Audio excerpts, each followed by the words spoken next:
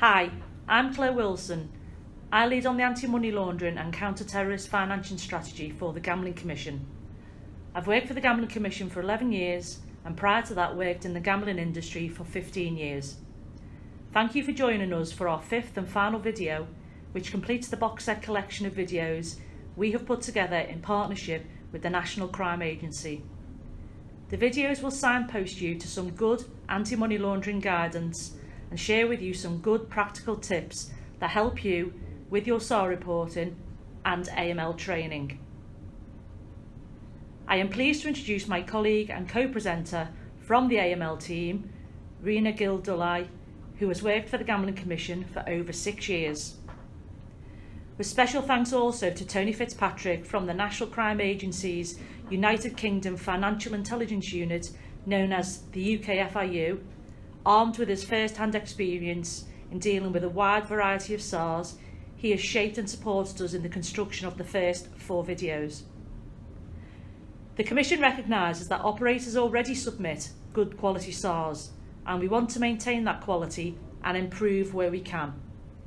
The video box set was released throughout September 2018, and each video had specific themes.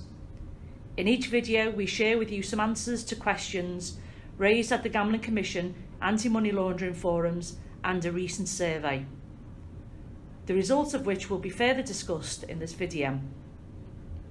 One key caveat I ask that viewers to keep in mind.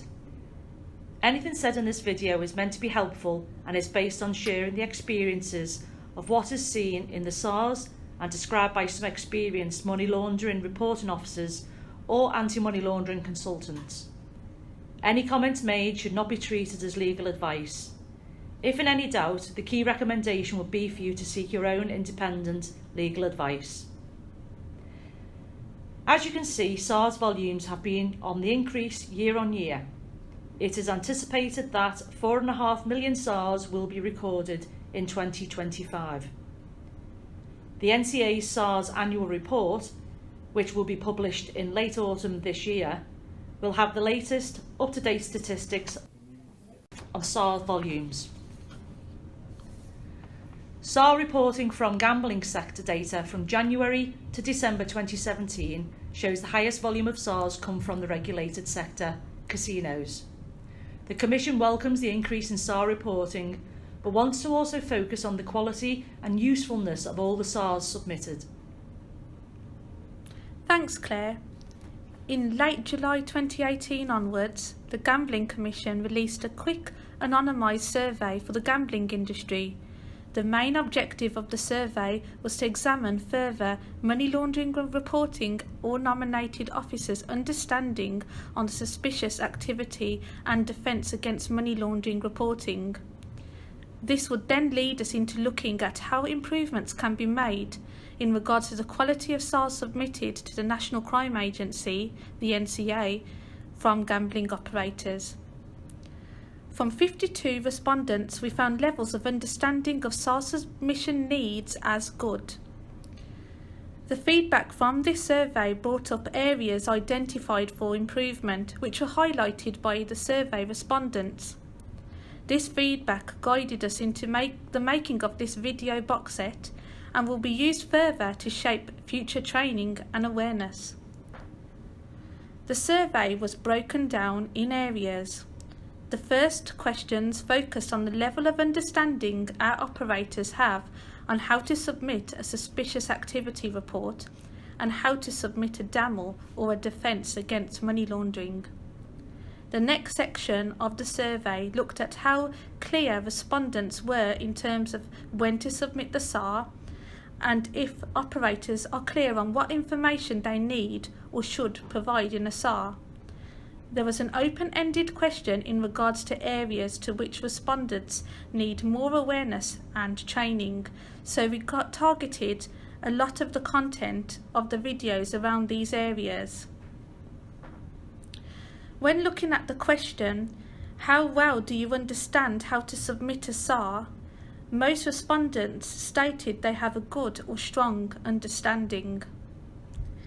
The same for the question, how well do you understand how to submit a DAML SAR? Most respondents stated again they have a strong or good understanding. Respondents said they were clear on when to submit a SAR or DAML SAR. However, 20% did show they needed further support in this area. When looking at the question, what information should be put into a SAR or a DAML SAR, respondents said that they were clear on this, but again, 20% did show that they needed further support in this area.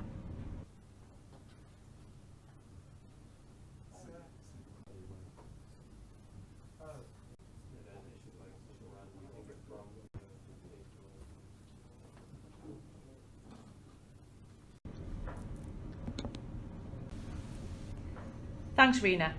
In the open question, respondents requested further support on the following areas. What a good SAR looks like. This is covered in video 2.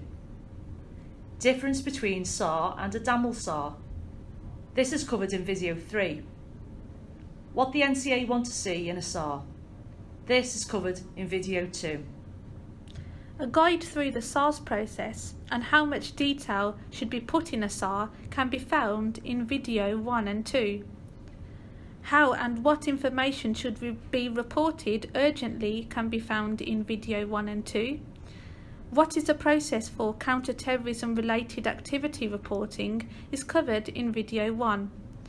Case studies from the gambling industry, money laundering typologies, sharing experiences and best practice can be found in video 4, but further information can be found on the NCA and Gambling Commission websites.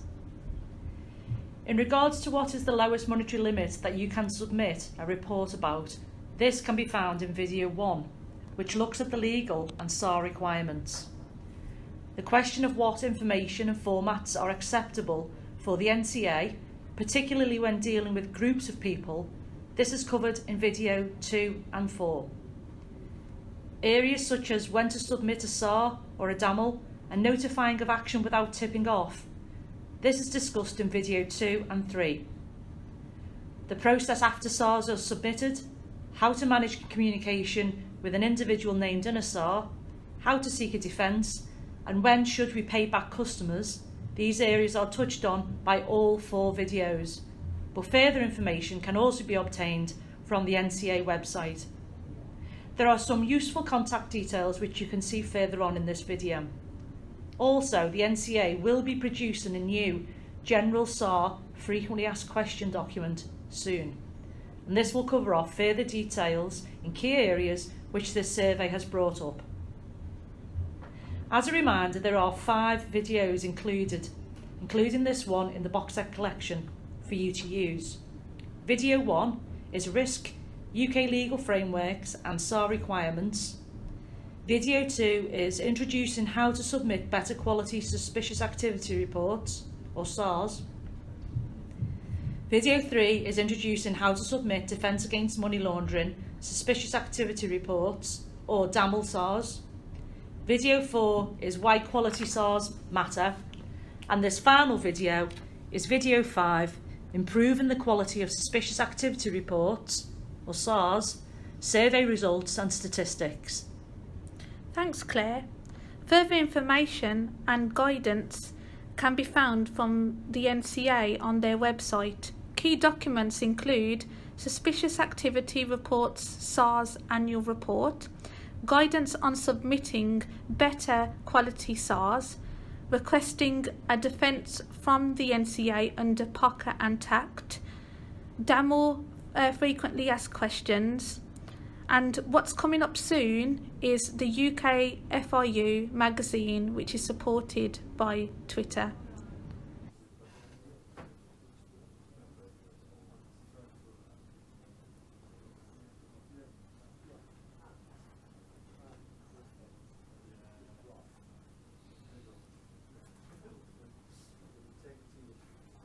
You can find key documents on the Gambling Commission website as well. Money Laundering and Terrorist Financing Risk Assessment 2017, Prevention of Money Laundering and Combating the Financing of Terrorism, which is updated in March 2018. That's our guidance for non-remote and remote casinos. duties and responsibilities under Proceeds of Crime Act 2002, and that's advice to operators, which excludes casino operators. Proceeds of Crime Act 2002 Quick Guide for Small Businesses, and the approach to AML supervision information note. Thanks, Rena. As you can see, we have placed some useful contacts on the screen in front of you for both the NCA and the Gambling Commission. So, thank you for listening. Please see all the other videos in our box set on raising standards of quality of suspicious activity reporting in the gambling industry, and they are available from our website. Thank you.